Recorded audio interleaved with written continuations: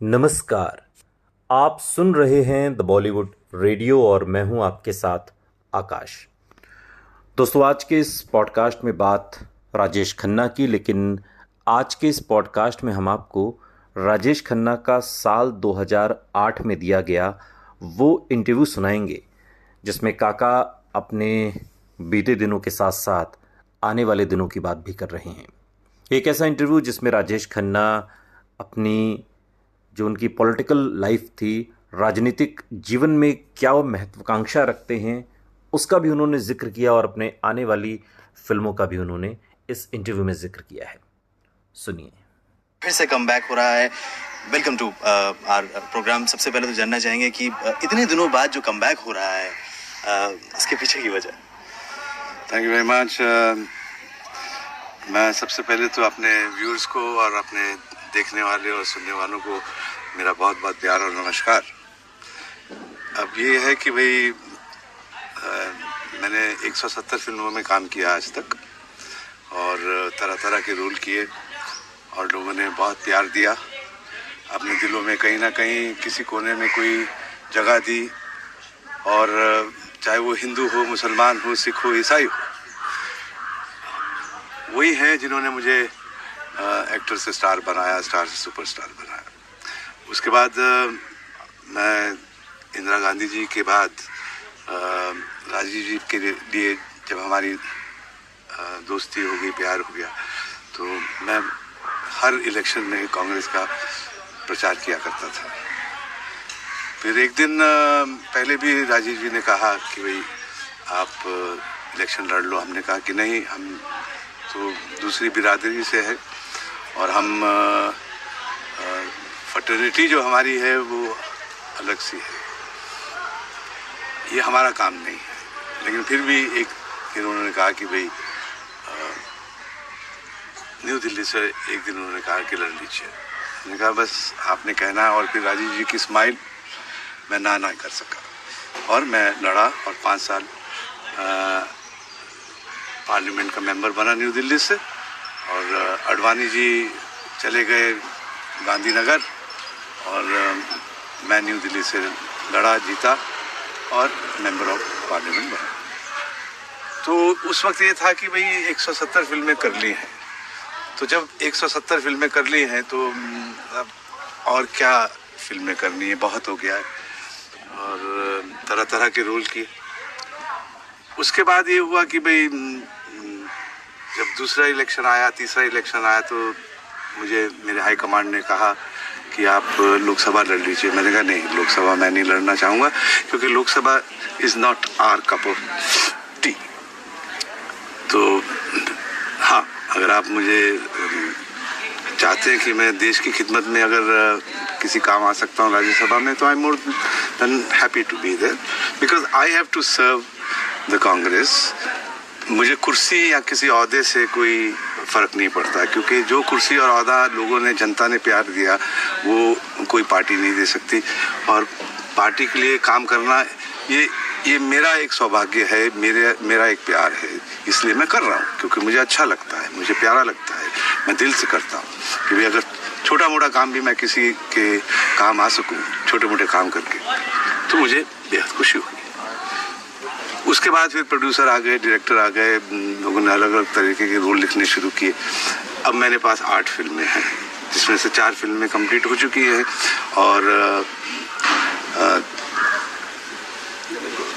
चारों में से एक के बाद एक लगेगी। 3 तो इमीडिएटली लग रही हैं। एक है वफा जो कल लगेगी 18 तारीख, और एक है उसके बाद आएगा काश तुम काश हमारे होते। उसके बाद आएगा हेलो कॉल। तो ये तो 3 इमीडिएट रिलीज पर है। तो मैं यही बस ऊपर वाले से प्रार्थना करता हूँ कि वो इन फिल्मों को देखें, पसंद करें और मुझे उतना ही प्यार दें। अगर उतना ना प्यार दे सकें जो पहले देते थे जब उन्होंने मुझे सुपरस्टार बनाया, तो अगर 100% प्यार देते थे तो मैं तो कहूँगा कि मैं 50% में भी खुश हूँ। अच्छा, वो प्यार जो मिलता था राजेश जी आपको, वो प्यार ही एक अजीब प्यार होता था। लड़कियां खून से खत लिख के भेजती थी आपको, आपकी गाड़ियां जब गुजरती थी तो बस आपकी गाड़ी ही कोई चूम ले कोई तो बहुत बड़ी बात होती है। कैसा लगता था? ये सब चीज़ें मैं अपनी माँ से भी पूछा करता था। तो मेरी माँ ने एक दिन मुझे कहने लगा कि भाई तुम पिछले जन्म में कुछ लगता है कुछ बहुत ज़्यादा ही रोमांटिक हुआ होगे।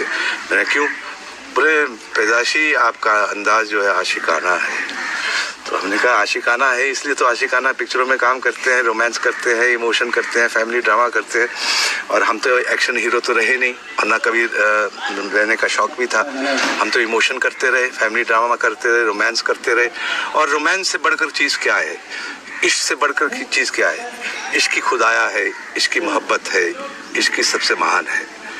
तो हमने वो रास्ता अपनाया, ऊपर वाले ने चाहा। तो अब तो क्या है कि भाई पहले 5 डे टेस्ट होता था, फिर आ गया 1 डे, फिर आ गया 50 ओवर्स, फिर आ गया 2020। तो अभी समझ लीजिए 2020 का मैच है। लेकिन इसके बाद एक चीज़ और भी है, आपने ज़िंदगी के दोनों रुख देखे हुए हैं, तस्वीर सिक्के के दोनों पहलू से आप जो हैं वो जागरूक हैं। ड्राइंग रूम में गुलदस्ते इतने हो जाया करते थे कि एक फूल तक रखने की जगह नहीं होती थी। फिर अचानक आपने एक दिन स्टेटमेंट दिया, 1 डे रोजेस स्टॉप कमिंग। ऐसा नहीं है, क्योंकि उस वक्त फिर उसके बाद फिल्में जब छोड़ दी तो वो क्या, जब फिल्में देखते थे उनको अच्छी लगती थी तो वो फूल भेजा करते थे। तो जब फिल्मों में ही काम करना बंद कर दिया तो फिर फूलों का क्या काम है। और फूल वैसे भी नाजुक होते हैं और कहते हैं ना कि फूल आहिस्ता फेंको फूल नाजुक होते हैं। तो अगर ये फूल गुलाब का है तो इतना खूबसूरत क्यों है, लेकिन साथ में कांटे भी है। लेकिन हालांकि ये चीज़ पता है, सवाल जो मैं आपसे पूछने जा रहा हूँ इसका जवाब शायद आप बहुत स्ट्रेट फॉरवर्ड अंदाज से दे दें, शायद आप ना दें। लोगों का कहना है राजेश खन्ना अगर जमे रहते तो अमिताभ बच्चन सुपरस्टार ना हो पाते। खैर, जो जिसकी किस्मत है और जो जिसका काम है ये तो ऊपर वाले की मर्जी होती है, डेस्टिनी है आपकी। और मैं तो ये चाहूँगा कि भाई जब उन्होंने आनंद में मेरे साथ शुरू किया और आज इस मुकाम पे पहुँचे, मैं तो बहुत ही उनको मुबारकबाद दूंगा।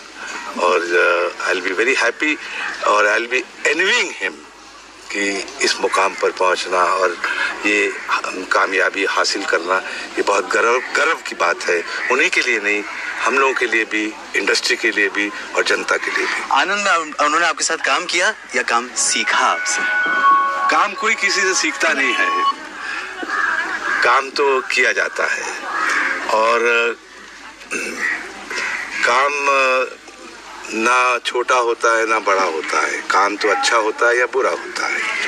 तो इसलिए मैं तो यही चाहूँगा कि अब कल जो पिक्चर लग रही है, क्योंकि कुछ लोगों ने उसकी पब्लिसिटी देखी और कहा कि भाई देखिए इस उम्र में राजेश खन्ना एक इतनी आधी उम्र की लड़की के साथ इश्क फरमा रहे हैं, ये है।